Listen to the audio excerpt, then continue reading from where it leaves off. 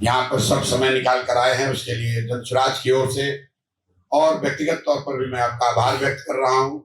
जो हम लोग के साथियों ने बताया, ये बात तो आप में से ज्यादातर लोगों को पहले से संज्ञान में आपके है, कुछ चीज तो आप लोग भी देख रहे हैं। लेकिन आज के प्रेस कॉन्फ्रेंस का एक महत्वपूर्ण उद्देश्य ये है कि हम लोग सिर्फ इलेक्शन कमीशन में डेलीगेशन भेजकर या प्रेस वार्ता करके रुकने वाले नहीं हैं। बीजेपी ने 1000 वर्कर लगाए हैं, नेता लगाए हैं, अभिनेता बुलाए हैं, वो उनका अधिकार है।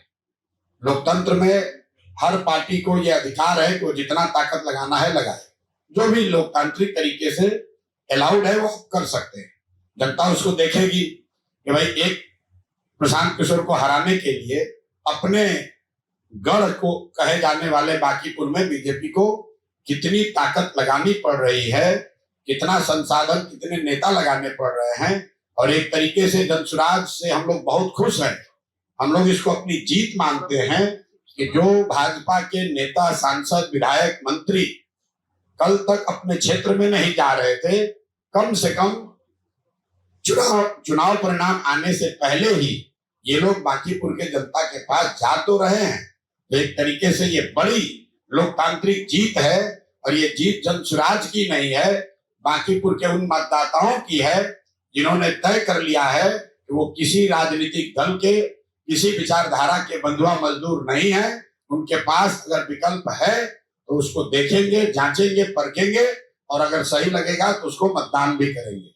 यहाँ तक ठीक है, राजनीति में आप 500 लीडर बुलाइए, हम लोग को दिक्कत नहीं है, लड़ाई वो लड़ी जाएगी। दिक्कत ये हो रही है कि आप प्रशासन का इस्तेमाल सिर्फ दबाव बनाने के लिए नहीं कर रहे हैं। हम लोग ये भी जानते हैं कि जिसकी सत्ता रहती है थोड़ा बहुत वो दूसरों को परेशान करता है। आप यहाँ देखिए, जनसुराज के जो लोग होटलों में रुके हुए हैं, अपने खर्चा से भी आए, अपना पैसा लगाकर कोई कार्यकर्ता पार्टी के लिए आया है, हर दिन होटलों में रेड हो रहा है। जरा हमको इलेक्शन कमीशन या प्रशासन ये बताए कि भाजपा के लीडर यहाँ पर क्या आकाश में रह रहे हैं? उन होटलों पर रेड क्यों नहीं हो रहा है? उनसे क्यों नहीं पूछा जा रहा है कि आपका बिल कौन दे रहा है? जो भाजपा के इतने लोग आए हैं, उनके रहने का, खाने का, उनके अमले का पैसा कौन दे रहा है? ये भी तो बताइए।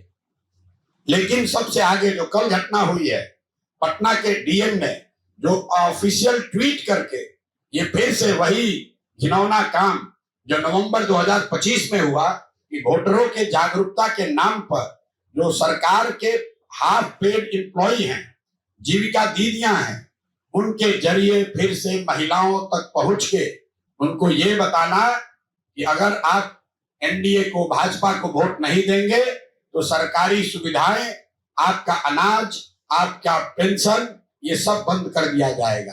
कल पूरे दिन हम लोग को ये सूचना आती रही है कि किस तरीके से जीविका दीदियां बैठके करके घर घर जाकर लोगों को बता रही हैं कि अगर आप भाजपा को वोट नहीं करेंगे तो आपका सरकार से मिलने वाली आपको सारी सुविधाएं बंद कर दी जाएंगी।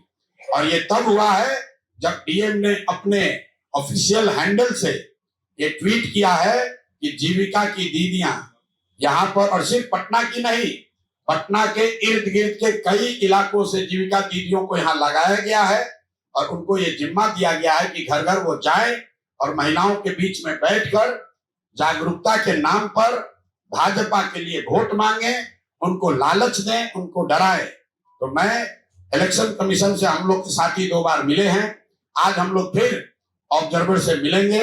उन्होंने जहां हमारे साथियों ने जो बताया है कि कल उन्होंने कहा है कि वो बिल्कुल आश्चर्यचकित हैं क्योंकि चुनाव में सरकारी कर्मचारी भाग ले सकते हैं, चुनाव में जनता भाग ले सकती है। अर्ध सरकारी जीविका की जो दीदियां हैं ये सरकारी कर्मचारी नहीं है और इनका चुनाव में इस तरह से भाग लेना, उनको ऑफिशियली हिस्सा बनाना, ये सरासर बेईमानी है बिहार के लोगों के साथ, लोकतंत्र के साथ और बांकीपुर के साथ।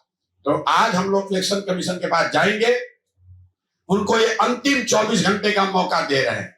अगर कल तक जीविका की दीदियों को पूरे इलेक्शन के प्रक्रिया से अलग नहीं किया गया तो कल हम लोग खुद, पार्टी के सब लोग इंक्लूडिंग माई सेल्फ, हम लोग कल इलेक्शन कमीशन के सामने धरने पर बैठेंगे। ये हम लोग बर्दाश्त नहीं करने वाले हैं कि फिर वही कीजिए जो आपने नवंबर 2025 में किया। इलेक्शन कमीशन ये समझता है, यहाँ के पदाधिकारी ये समझते हैं कि डेलीगेशन आएगा, नोटिस देंगे, हम उसको इग्नोर कर देंगे, चुनाव जीत जाएंगे और फिर उसके बाद कहेंगे देखिए जनता हमारे पक्ष में है। भाई यहाँ पर भाजपा बिल्कुल हार रही है। अगर नहीं हार रहे हैं तो कल तक ये कह रहे थे कि कुत्ता बिल्ली को भी खड़ा करेंगे तो बांकीपुर जीत जाएंगे। आज इतनी घबराहट है कि पूरी की पूरी भाजपा लगी हुई है। लोग घर घर जा रहे हैं, किसी को समझाया जा रहा है, किसी को डराया जा रहा है, किसी को खरीदा जा रहा है, पैसा खुलेआम बांटा जा रहा है। ये सब हो रहा है। हम लोग इस पर ऑब्जेक्शन कर रहे हैं, लेकिन हम ये मानकर चलते हैं कि भाजपा ये सब करेगी। लेकिन जिस तरीके से सरकारी कर्मचारियों का इस्तेमाल आप कर रहे हैं, जीविका की दीदियों को, हजारों दीदियों को लगाकर, चूंकि ये महिलाएं ये माध्यम है कई सरकारी योजनाओं को महिलाओं से कनेक्ट करने के लिए, ये जब जाकर कहती हैं कि आप वोट नहीं दीजिएगा तो आपको अनाज मिलना बंद हो जाएगा, वोट नहीं दीजिएगा तो आपको पेंशन मिलना बंद हो जाएगा, ये सरासर बेईमानी है। मैं जानता हूं कि अभी आप भाजपा वाले बोलेंगे ये लोग हार रहे हैं इसलिए बोल रहे हैं।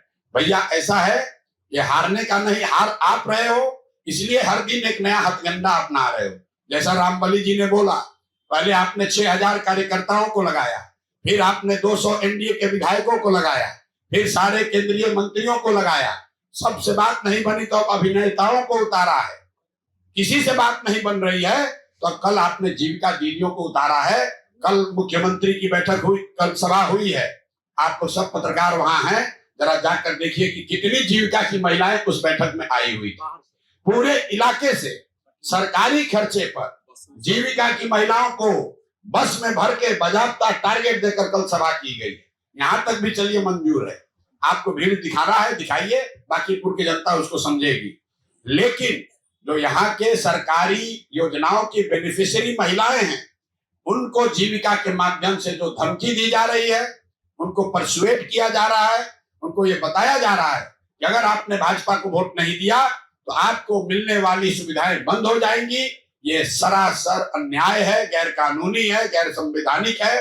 अगर चुनाव आयोग अगले 24 घंटे में इस पर संज्ञान नहीं लेता है, माननीय डीएम महोदय, अगर वो इसको अपने ट्वीट को हटाने से नहीं होगा, उनको ऑर्डर पास करना होगा कि कोई भी जीविका से जुड़ी हुई महिला, कोई भी कर्मचारी, सिर्फ जीविका नहीं, अर्ध सरकारी कोई भी कर्मचारी चुनाव आयोग के नियम के अनुसार चुनाव का हिस्सा नहीं हो सकता है।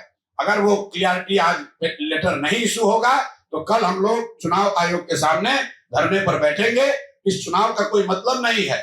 अगर आप वोटर को आपने 25 में खरीदा, आज आप उसको धमका रहे हैं, क्योंकि आप सरकार में हैं, तो आप कह रहे हैं भैया नहीं दीजिएगा वोट, आपका योजना बंद कर देंगे, तो ये हम लोग को मंजूर नहीं है।